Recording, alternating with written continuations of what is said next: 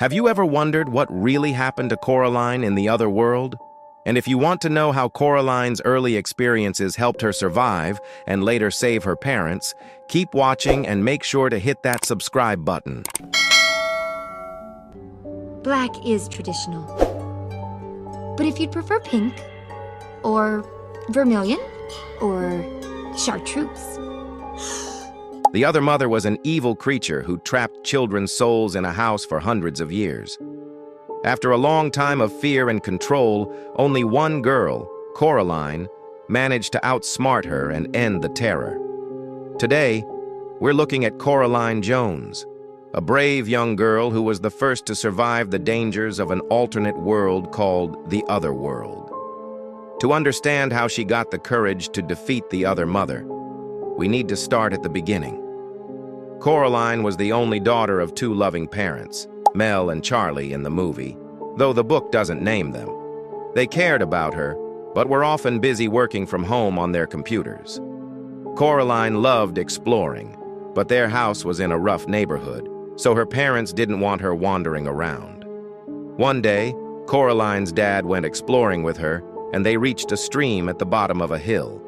He told her to run back up while he stayed behind. Later, he explained he stayed to distract the wasps so she could get away safely. He told her that real bravery is doing the right thing even when you're scared.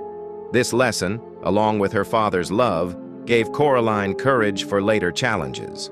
Coraline also learned resilience.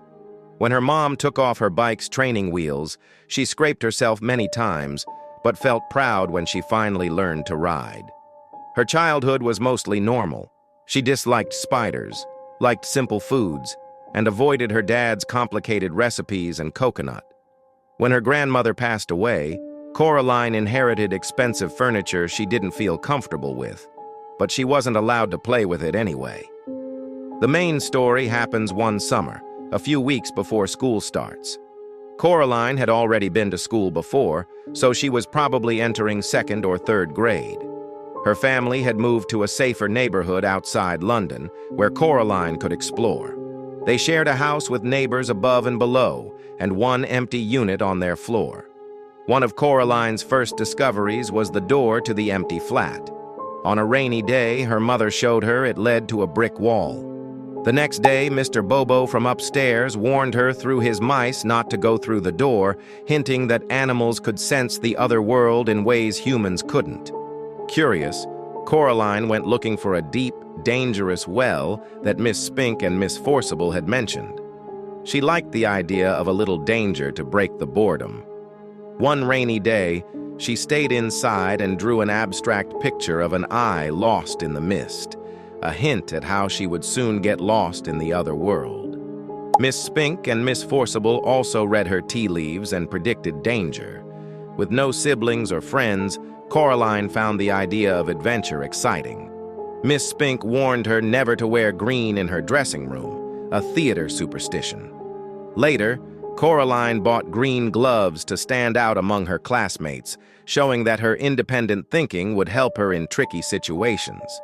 The ladies also gave her a stone with a hole in it, which could help her in the future. One boring afternoon, when her mom went out, Coraline opened the door to the drawing room and discovered a hallway instead of a brick wall. It led to a nearly identical but slightly darker version of her world, where familiar things felt strange and threatening. Coraline wants to finish quickly so she can go home and play her clarinet.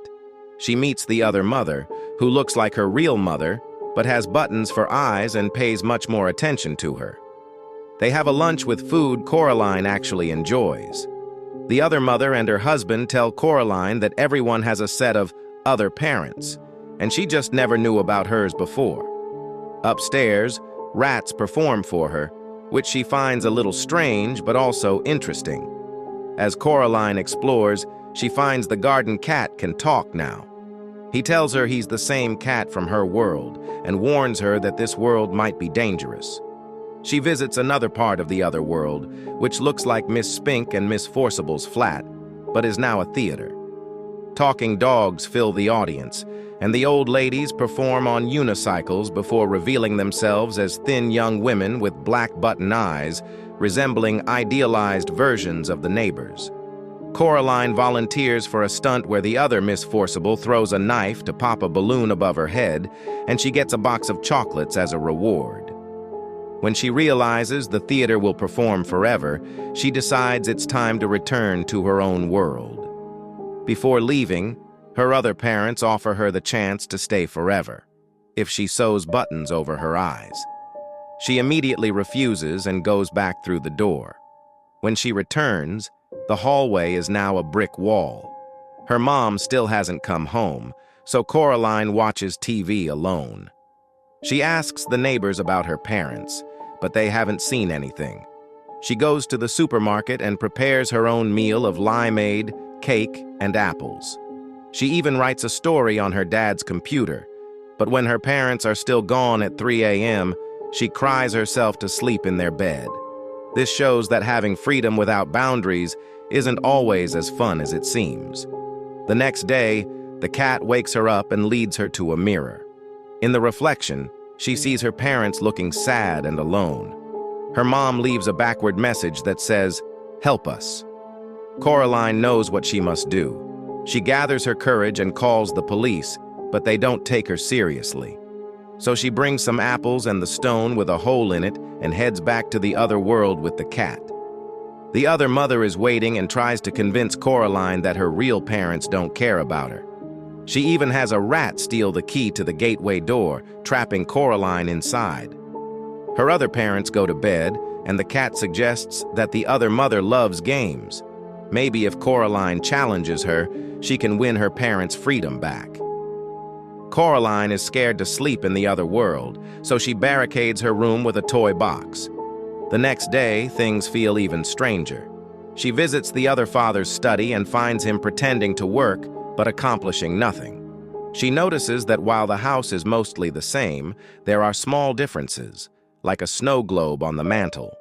She realizes that this world is mostly just the house and its immediate surroundings.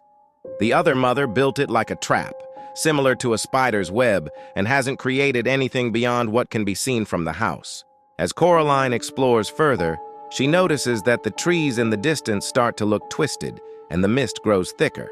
She walks all the way around the area, almost as if the world itself is a giant sphere. This reminded me of a video game.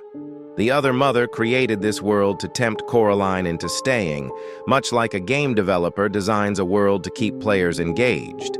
If you go beyond the intended boundaries, things look less polished, just like in a game. The other mother wants Coraline to stay, but real danger lurks. She locks Coraline behind a mirror for bad manners, where Coraline meets the ghosts of other children whose souls were stolen. One of them calls the other mother the Beldam, warning that she will take Coraline's life, joy, heart, and soul. The next day, Coraline is brought back to the kitchen in the other world. She makes a bold challenge. If she can find the souls of the ghost children and her parents, the other mother must let her go. The other mother agrees, swearing it on her right hand.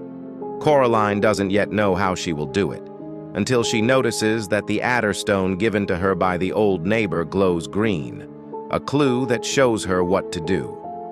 Coraline finds an ember-colored marble that carries the voice of one of the ghost children. This feels like a video game quest. Collect magical items to unlock progress. Each soul she retrieves makes the other world begin to crumble. Her next stop is the abandoned theater, now dusty and eerie. Using her glowing stone, Coraline sees strange creatures, hairless, jelly-like beings that might have once been dogs, now hanging like bats.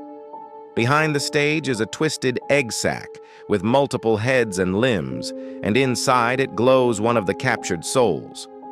Coraline bravely reaches in to retrieve it, even as the creature wakes.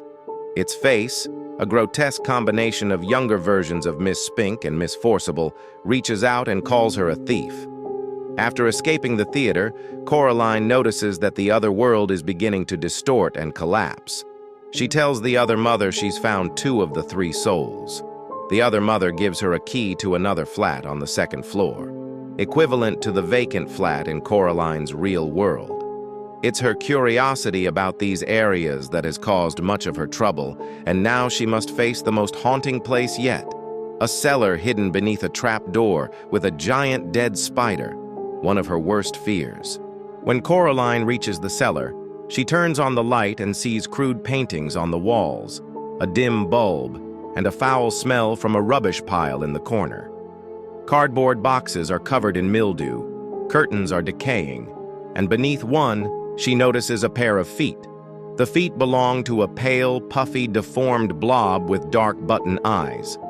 Coraline realizes that, like everything else in this world, her other father was just an illusion. The Beldam had created it to trick her and discarded it once she was done with it. The creature speaks, opening a mouth on its otherwise mouthless face, with pale strands sticking to its lips. This terrifying moment becomes a turning point for Coraline's character. She reminds herself to be brave, thinking of her real father facing the wasps for her. She summons that courage, pulls the blob's button off when it attacks, and escapes through the trap door, locking the abandoned flat behind her. Her final stop is the top flat where Mr. Bobo usually lives. In this world, there's no man, just a horde of rats forming the shape of his clothes. Coraline sees the last soul glowing but is chased by a rat carrying it. She falls on the stairs, but the cat she befriended helps capture it, giving her the final soul. The other world begins to collapse, looking like a charcoal sketch on gray paper. Coraline rushes into the house to rescue her parents and confront the other mother. The ghost children warn her through the marbles that the Beldam might not keep her promise, so Coraline devises a clever plan. She figures out that her parents are hidden in the snow globe on the mantle, the main difference between the two worlds. Pretending she thinks they are somewhere else, she tricks the other mother into revealing the truth. Coraline grabs the snow globe, throws the cat to distract the Beldam, and escapes back to her world with her parents, freeing the ghost children. Back home, Coraline appreciates her real life. She falls asleep in the uncomfortable armchair, and her father makes pineapple pizza for dinner, a compromise. She eats it but leaves the pineapple chunks. That night, she dreams of a picnic under an oak tree with the children she rescued, finally having friends to play with. Yet she sees a shadow, reminding her that challenges remain. The other mother's right hand, which she had sworn to obey her, now scuttles like a spider, trying to steal back the key. Coraline visits Miss Spink and Miss Forcible, who warn her about the ominous hand. She comes up with a final plan. Coraline returns to the old well where she first explored the yard, sets up a mock tea party to hide the open well with a blanket, and dangles the key from her hand to lure the hand. The hand crashes onto the blanket and falls into the well, trapped forever. As summer ends, Coraline hears what seems like the mouse circus preparing for a show upstairs. Her story is a coming-of-age tale, showing her growth, bravery, and maturity.